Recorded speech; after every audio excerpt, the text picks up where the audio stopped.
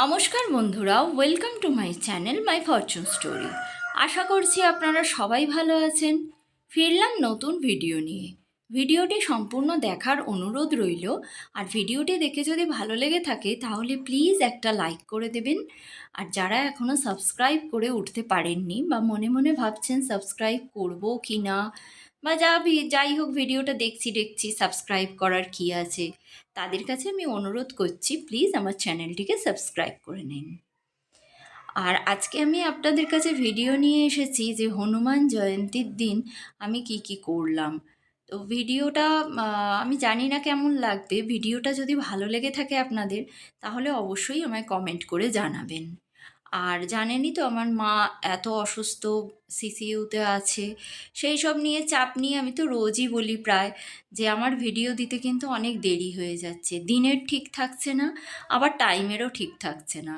কারণ ভিডিও করব, এডিটিং করব, আবার বাচ্চা সামলাবো, তারপরে ভিডিও আপলোড, মানে যা যা প্রসেসিং আছে, কতটা টাইম লাগে সেটা তো আপনারা জানেনই। সব কিছু করে না আমার পক্ষে ভিডিও দেওয়া না খুব মুশকিল হয়ে যাচ্ছে। তো একটু দেরি হয়ে গেলেও কি আর করব বলুন, আপনারা আমায় ক্ষমা করে দিয়ে ভিডিওটি দয়া করে দেখে নেবেন। তো সকালবেলা উঠেই আজকে আমি তো সকালেই উঠেছি, রোজই উঠি সেটা আপনারা ভালোভাবেই জানেন। তো রোজই সকালবেলা উঠি, আর আজকেও উঠে আমি সকালবেলা নিজে আগে ফ্রেশ হয়েছি। তারপর যেরকম জব করি সেরকম করবার পর শুরু করে দিয়েছি আজকের বাড়ির কাজ। কারণ খুব সকাল সকাল যদি আমি কাজগুলোকে না সারি না, আমি পেরে উঠবো না। সকালবেলা উঠেই আগে আমি ঝাড় দিয়ে নিয়েছি সারা বাড়িটা। কারণ আমাদের বাড়ি না বিশাল বড়, আর এতটাই আয়তনে বড় যে কি বলবো, মানে ঝাড় দিতে, পরিষ্কার করতে, মুছতে খুব কষ্ট হয়। কষ্ট যেমন হয়, আবার সেটা খুব সময় সাপেক্ষ, মানে অনেকটা টাইমও লাগে, কষ্টর সঙ্গে টাইমও লাগে। তো ঝাড়টা দিয়ে প্রথমে, তারপরে আমার 6টা বেজে গেছে বলে আমি আমার ছেলেকে তুলে দিলাম। কারণ ও ঘুমোলে ওর অভ্যেসটা তো 1 নম্বর খারাপ হয়ে যাবে। দ্বিতীয় হচ্ছে ওর পরীক্ষা সামনে, মানে পরীক্ষা চলছেই অলরেডি। তো পরীক্ষার জন্য ওকে তো রেডি করতে হবে। ওকে না পড়ালে, না লেখালে ওর না হ্যাবিটটা তৈরি হবে না। আর হ্যাবিটটা না থাকলে ও তো পারবেও না, ভুলে যাবে। বাচ্চারা একদিন না পড়তে বসলেই সব ভুলে যায়, এই রকম প্রবলেম হয়। তো ওকে আমি সকালবেলা তুলে ফ্রেশ করিয়ে খাইয়ে দাইয়ে আর ওকে আমি পড়তে বসিয়েছি। ও পড়তে বসছে, একটু আধটু ভুল করছে, আসলে এগুলো প্রথম শিখছে তো। আর ওদের স্কুলে কি হয়েছে যে দেওয়ার পরেই না পরীক্ষাটা ডিক্লেয়ার করে দিয়েছে। তা সেটা শিখতে একটু টাইম লাগে। যেসব বাচ্চারা সব সময় মানে রিপিটেডলি প্র্যাকটিস করে তাদের হয়ে যায়। তো একেও আমি সেইভাবেই করাবো। কিন্তু জানেন তো আমার এত প্রবলেম কি বলবো। সামনে তো মানে কোনো কাজ বাকি থাকে না। অথচ জানেন আমার মা কত কাজ করতো, এই যে ঠাকুর ঘরের কাজ, এই যে আজকে হনুমান জয়ন্তী, হনুমান জয়ন্তীতে পুজো করব বলে, হনুমান জয়ন্তীতেই শুধু পুজোটা করি আমি। তো করব বলে মা এ টু জেড আম পাতা তুলে আনা, দূর্ব তুলে দেওয়া, বাজার করে দেওয়া সব করতো। এখন এগুলো সব নিজেকে করতে হয়। আবার ঘরের কাজ, বিছানা করা, ঝাড় দেওয়া, ঘর মোছা, বাসন মাজা, বাচ্চা দেখা, মানে কি আর বলবো, আমি না হাঁপিয়ে উঠি। সব কাজ না একার হাতে। আর ওকে বসিয়ে যদি 1-1.5 ঘন্টাও আমি পড়াই, তো সেই সময়টা না আমার অনেকটা চলে যায়। তখন কাজ আর হয় না। তখন মানে সব কিছুই না আমার উলটপালট হয়ে যায়। ওই জন্য আমি করি কি, আজকে মানে অন্যদিন করি না, কিন্তু আজকে আমায় করতেই হচ্ছে। আমি ওকে পড়তে দিয়ে বা লিখতে দিয়ে আর আমি আমার কাজগুলো করে নিচ্ছি। ও কি করছে, লিখছে, পড়ছে, তার মাঝখানেও এদিকে ওদিকে তাকিয়ে আছে। মানে ওর পাশে বসলে তবে ও ঠিকঠাক পড়াশোনাগুলো করবে, তার আগে নয়। এদিকে আমি ওকে পড়তে বসিয়ে, ওকে তো খাইয়েই দিলাম, পড়তে বসিয়ে দিয়ে আর আমি জামা কাপড়গুলো কেচে নিয়েছিলাম। অবশ্য বেশি ছিল না, আমারই 1-2 জামা ছিল। আর দিব্যর 2-1টা পড়েছে। ভালো হয়েছে যে আজকে বেশি কাচাটা আর পড়েনি। তো কেচে আমি আগে ছাদে দিয়ে এলাম। কারণ এই যে ঘর মোছা হয়ে গেলে না, তারপর যদি আমি ছাদে উঠি আমার পায়ের দাগ পড়বে। আর এটা ঠাকুর ঘরের সামনেটা, এটাও আমি সমস্তটাই মুছে নেব। তো পায়ের দাগ পড়বে। আর জামা কাপড়গুলো যদি তাড়াতাড়ি দিয়ে দিই, এখন তো বেশ রোদও আছে, শুকোতে বেশি টাইম লাগবে না। আমি পুজো করে নামতে নামতে জামা কাপড়গুলো আমি শুকিয়ে যাবে, আর একদম নামিয়ে নিয়ে চলে আসবো। তাহলে আর আমার কষ্টটাও অনেকটা কম হবে, আবার বিকেলবেলা যেতে হবে না। জামাকাপড় শুকনো দিয়ে কি করলাম, আমি সমস্ত ঘর মুছে নিলাম। ঠাকুর ঘরের সামনেটা থেকে আর সমস্ত দোতলার সমস্ত ঘর, নিচের ঘর, বাইরেটা সমস্তটাই মুছে নিয়েছি। আর আজকে আমাদের এখানে জানেন তো কি, শীতলা পুজো। তো সেই জন্য রান্নারও কোনো ঝামেলা ছিল না, আমি আর রান্নাও করিনি, আর করতে পারতামও না। শুধু সকাল সকাল ঘরটর ঝাঁট দিয়ে আমি স্নান করে নিয়েছি, নিয়ে পায়েসটা আগে বসিয়ে দিলাম। কারণ উনুন তো জ্বালা যায় না জানেন শীতলা পুজো হলে। তো সেই জন্য কি করলাম, আমি পায়েসটা খুব তাড়াতাড়ি করে বসিয়ে দিলাম। দিয়ে পায়েসটা যেই হয়ে গেল, আমি বাজার করতে চলে গেলাম। আগের দিন জানেন তো ছোট দিয়ে এসেছিল। তারপরে ওর সঙ্গে কথা বলতে বলতে ঠাকুরের বাসন মাজতে, আরও আনুষঙ্গিক কত কাজ থাকে, নিজের কাজ নিয়েই দিন কেটে যায়। যদি আরও এক্সট্রা কাজ এসে পড়ে তো তখন কি হয়, তখন তো সেই কাজের টাইমটা তো মেনটেন করা যায় না, বা বার করা খুব কঠিন হয়ে পড়ে। এবার যেখানেই যাচ্ছি, মিষ্টির দোকানে যাচ্ছি, ফলের দোকানে যাচ্ছি, সব জায়গাতেই আমাকে দাঁড়াতে হচ্ছে। বা তারা যে আমাকে দেবে জিনিসটা, তার জন্যও তো আমাকে একটা টাইম দিতে হবে। তো এইরকম করে অনেকটাই টাইম চলে গেল। আমার সাথে পুটু গিয়েছিল, আমি মিষ্টি নিয়ে নিলাম। ও আমায় সকাল থেকে অনেক হেল্প করেছে, ঠাকুরের জল এনে দেওয়া, কাছাকাছি গাছের ফুল তুলে দেওয়া। তারপরে এখন হেল্প করতে বেরিয়েছে, আমি যা যা বাজার করব ও বয়ে নিয়ে আসবে। শুধু তার মধ্যে ওর একটা দাবি ছিল যে খুব গরম পড়েছে, একটা মাজা কিনে দেবে। তো আমি মাজা কিনে দিলাম, আর মাজা কিনে দিতে ওদের মুখের কি হাসি। তারপরে আমি একটা তরমুজ কিনে নিলাম, আর তরমুজ যে বিক্রি করছিল বিক্রেতাকে বললাম তরমুজটা ভাগ করে দাও, যদি লাল না হয় আমি নেবো না। তো ও ভাগই করে দিল। এখানটা আমাকে অনেকটা টাইম দাঁড়াতে হয়েছে। সে আবার ছুরি খুঁজে পাচ্ছে না, এদিকে ওদিকে ছুরি খুঁজছে। খুঁজে তারপরে আমাকে দুভাগ করে দিল, তরমুজটা লালই ছিল, প্রবলেম হয়নি কিছু। তো সেইটা নিয়ে এবার টাকা দিয়ে ওকে বাড়ি চলে এলাম। এর সঙ্গে আনুষঙ্গিক আরও অনেক কিছু কিনেছি। আর বাড়িতে এসে আজকে যেহেতু শীতলা পুজো, তো ওরা তো পান্তা ভাত খাবে, আর এই দইয়ের ঘোল করছে সকালবেলায়, এইটাই ওরা খাবে। তো আমার দিব্যসোনা দেখে ওর শখ হলো, ও দই করতে শুরু করলো, দইয়ের ঘোল। ও একটু হাত নেড়ে নিল। আর সেই সুযোগে আমি করে নিলাম কি, ঠাকুর ঘরে গিয়ে ঠাকুর ঘর মুছে আমি পুজোটাও সেরে নিলাম। কারণ নিত্য পুজো তো আমাকেই সারতে হবে। এই নিত্য পুজো টুজোগুলো যদি অন্য কেউ সেরে দিত তো আমার অনেকটা হেল্প হতো, কিন্তু সেটা তো আর কেউ নেই।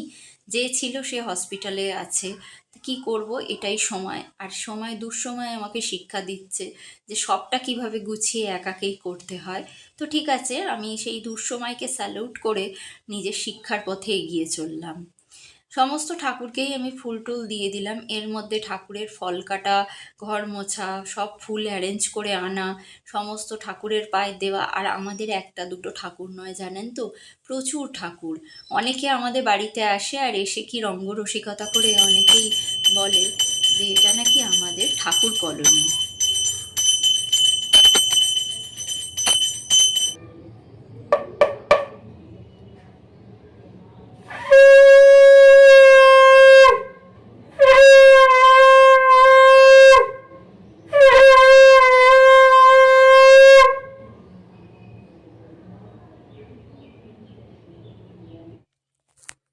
পুজো হয়ে যাবার পর প্রসাদটা ঠাকুরকে একটু গ্রহণ করতে দেওয়ার টাইম দিতে হয়।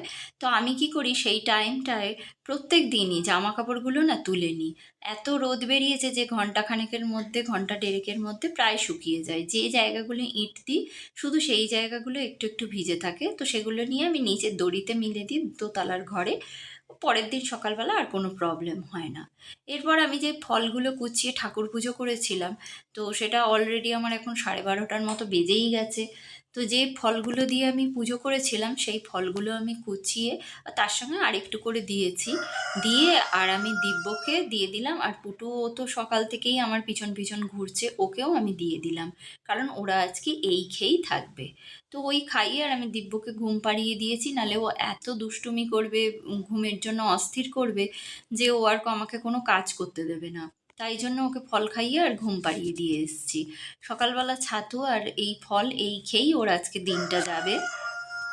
আর এদিকে আমি কি করলাম, হনুমানজিকে মালা টালা পরিয়ে আর সমস্ত আসন পেতে ঠিক করে নিলাম। কিন্তু জানেন তো, এই যে অশ্বত্থ পাতার মালাটা না আমি বুঝতে পারিনি বড্ড রোজ করা থাকলে না তবে একটা হ্যাবিট থাকে বা মানুষ বুঝতে পারে। আমি তো রোজ করি না, তো সেই জন্য এই অশ্বত্থ পাতার মালাটা না এত বড় বড় ডাঁটি হয়ে গেছে যে হনুমানজির মুখের সামনে চলে গেছে। যাই হোক, ওটা তো আর এখন কাটা যাবে না কিছু দিয়ে, আর আমি ছিঁড়েছিও ওইভাবে। তো নেক্সট টাইম দেখবো ভালো করার চেষ্টা করব। তো তার মধ্যেই আমি ফল টল কুচিয়ে নিলাম, ফল কেটে মিষ্টি সাজিয়ে সব করে নিলাম। এই টাইমটা দিব্য ঘুমোচ্ছে বলে তাই আমার একটু সুবিধে হলো, না হলে ও আসা যাওয়া করতো, চেঁচামেচি, দাদা দিদিদের সঙ্গে ঝগড়া মারপিট এইসব করে আমার না অনেকটা কনসেন্ট্রেশন ব্রেক হয়ে যায়, সময় নষ্ট হয়।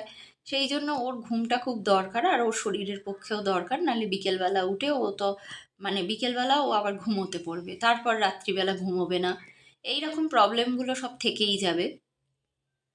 তো আমি কি করলাম, হনুমানজিকে যতটা পারি সুন্দর করে ভালো করে গুছিয়ে সাজিয়ে দেওয়ার চেষ্টা করলাম। কারণ হনুমানজি তো সন্তানের মতোই, যেমন আমরা সন্তানকে খেতে দিই ঠিক সেইভাবেই আমি সুন্দর করে সাজাবার চেষ্টা করলাম। তো ঠাকুরের ভোগ দিতে হয় একটা উঁচু কাঠের ওপর, মানে কাঠের কিছুর ওপর ভোগ দিতে হয়। কিন্তু জানেন তো আমি সেই রকম কিছু অ্যারেঞ্জ করে উঠতে পারিনি এত সময়, মানে চারিদিকে সব কাজ করতে গিয়ে একার হাতে আর সব কাজ একা করতে গিয়ে না এইটা আমি অ্যারেঞ্জ করতে পারিনি। তাই বললাম, হনুমানজি ক্ষমা করে দাও আমাকে, সব নিয়ম আমি পালন করতে পারছি না, আমি খুব ভালোভাবেই জানি। তো ওই সামনেটা আমি গঙ্গা জল ছড়িয়ে নিলাম, গঙ্গা জল ছড়িয়ে নিয়েই আমি ওখানটা প্রসাদটা দিয়ে দিলাম ঠাকুরকে। আর হনুমানজির প্রসাদের মধ্যে মেন ফল হচ্ছে কলা। আমি বাজারে গেছি জানেন তো, আমি কলাই পেলাম না। এইটা আমার মনে না একটা বিশাল বড় মানে দাগ কেটে গেল, যে হনুমানজি পুজো করব আর সেখানে কলাই নেই। তো কি করব বলুন, আর যদি আমি না পাই, আমার পক্ষে যে একটু দূরে কোথাও গিয়ে আমি আনবো, এই বাচ্চা টেনে এই রোদের মধ্যে অসম্ভব। সাইকেল নেই, সাইকেল আমি চালাতেও জানি না, তো সেইভাবে আমার পক্ষে যাওয়া সম্ভব নয়। হনুমানজির যা ইচ্ছা তাই হনুমানজি নিল, এই ভেবেই আমায় পুজো করতে হবে। তো আমি পায়েসও এনে দিলাম, যে পায়েসটা করেছিলাম। আর হনুমানজিকে একটা মিষ্টি পান অর্পণ করতে হয়, মিষ্টি পান আমি ওই ফলের সাথেই অর্পণ করে দিলাম হনুমানজিকে। আর একটা পান সুপুরি এলাচ, একটা কয়েন, টাকা, তো এই রকম যেগুলো দিতে হয়, মোটামুটি যেগুলো নিয়ম আছে, আমি সব নিয়ম পালন করতে পারিনি। তো যেগুলো যেগুলো করতে পেরেছি, মানে যেগুলো যেগুলো হাতের কাছে থাকে, ঠিক সেগুলো দিয়েই আমি মানে মোটামুটি করবার চেষ্টা করলাম। এরপরে আমি একটা পানের ওপর লাগিয়ে নিলাম লাল সিঁদুর, এই সরি লাল চন্দন, আর একটা সুপুরির ওপরেও লাল চন্দন লাগিয়ে এইটা আমি গণেশজিকে আরাধনার আগে গণেশজিকে স্থাপন করছি। আর গণেশজির তো মাস্ট হচ্ছে দূর্ব, তো দূর্ব দিয়ে আর ফুল দিয়ে গণেশজিকে আমি প্রথমে আরাধনা করে নিচ্ছি, পুজো করে নিচ্ছি। তারপরে আমি রামচন্দ্রের পুজো করছি। রামচন্দ্রের আমার কোনো আলাদা মূর্তি নেই বা ছবি নেই, তো হনুমানজির বুকে যে রামচন্দ্র আছে তাকেই আমি প্রথমে পুজো করে নিলাম। এরপর আস্তে আস্তে আমি হনুমানজিকে পুজো করে নিলাম। হনুমানজির আমি ঘটও স্থাপন করেছি, সেই ঘটেও আমি ফুল দিয়ে নিলাম। আর হনুমানজির পায়ে তো ফুল দেবই। আর এই একটা স্থলপদ্ম, আমাদের প্রতিবেশী একজন তার গাছে স্থলপদ্ম হয়, তো রোজ হয় না, কোনো কোনো দিন হয়, তো ভাগ্য ভালো আজকে হয়েছে, এবং আমি তাকে চাইও নি, সে আমাকে এসে এই স্থলপদ্মটা দিয়ে গেছে। তো যাই হোক, আমি হনুমানজিকে বললাম, হনুমানজি লাল জবা ফুলও দিতে পারলাম না, যেটা তোমার সব থেকে প্রিয়, আর আমি কলাও দিতে পারলাম না, তো কি করব, এই নিয়েই তুমি সন্তুষ্ট থাকো, আমার ভক্তি আর আমার পুজোতেই তোমাকে সন্তুষ্ট হতে হবে, তোমার প্রিয় জিনিস সব জিনিস আমি দিতে পারলাম না।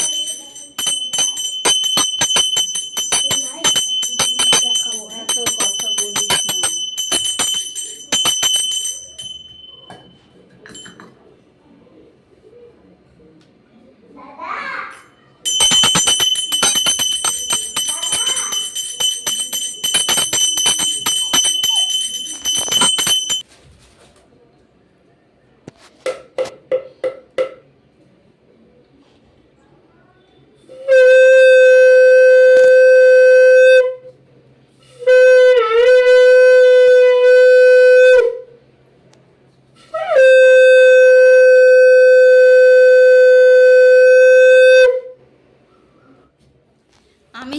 পরিস্থিতিতে পুজো করেছি হনুমানজির, আর যা যা উপাচার মানে যা যা দিতে হয় সব যে দিতে পারিনি, এই নিয়ে আমার মনে যে খেদটা আছে, আমি হনুমানজির কাছে ক্ষমা চেয়ে নিলাম। যে আমি কী পরিস্থিতিতে কীভাবে করেছি তুমি তো জানো, আর কেউ জানুক আর না জানুক, তো তুমি আমায় ক্ষমা করে দিও। এরপর হনুমানজির পুজো করতে করতে না আমার বিকেল হয়ে গিয়েছিল। তো বিকেল হয়ে যাওয়ার পর আর কি করব, তারপরে সমস্ত কিছু আমি আবার নিচে আনলাম, প্রসাদ টসাদ এনে সেগুলো অ্যারেঞ্জ করলাম। অ্যারেঞ্জ করে আমি প্রতিবেশীদের কয়েকটা বাড়িতে দিয়েছি। কারণ কি জানেন তো, যে কোনো প্রসাদ না সবার মধ্যে বিতরণ করে খেতে হয়। প্রসাদ বিতরণ করে তবে একটু যদি একটা কণাও পড়ে থাকে তো সেটা নিজেকে মুখে দিতে হয়। কারণ প্রসাদ বিতরণ করা ভালো, এতে করে পজিটিভ ভাইব্রেশন সবার ঘরে ঘরে পাঠানো যায়। আমি যদি নিজের মঙ্গলার্থে যদি কোনো পুজো করে থাকি, তো আমি সেটাও বলি এই প্রসাদের মাধ্যমে যেন প্রত্যেকটা মানুষের ঘরে ঘরে সেই পজিটিভ ভাইব্রেশন, পজিটিভ মানে মনোভাব বা চিন্তাধারা আমি তাদের মধ্যেও বিতরণ করে দিই, যে মঙ্গল আমার একার যেমন হবে তেমন সবার মঙ্গল হোক। তো আমি আবার বাড়িতে এসে এসে একজনের বাড়িতে দিচ্ছি, আবার এসে অ্যারেঞ্জ করে নিয়ে আবার যাচ্ছি এইভাবে। কারণ আমাকে যে অ্যারেঞ্জ করে দেবে, আমি আর একজনকে দিয়ে আসবো, এই রকম করব, সেই উপায়টা আমার কাছে নেই। কারণ আপনারা সবাই জানেন আমি পুরোপুরি একা, এই পৃথিবীতেই একা। আর যখন মা আমার পাশ থেকে এই মুহূর্তে নেই, পরিস্থিতির কারণে সে যখন অন্য জায়গায় আছে, তখন আমার যে কী পরিণতি হচ্ছে সেটা আমিই জানি। তো এইভাবে আমি সমস্ত প্রতিবেশীদের দিয়ে তারপরে নিজে প্রসাদ গ্রহণ করে বিকেল সন্ধেবেলাটা আবার কন্টিনিউ করেছি। তো ভিডিওটি আজ এই পর্যন্ত রাখলাম, ফিরবো নতুন ভিডিও নিয়ে। ততক্ষণের জন্য সবাই ভালো থাকবেন, সুস্থ থাকবেন, ভগবান সবার মঙ্গল করুন।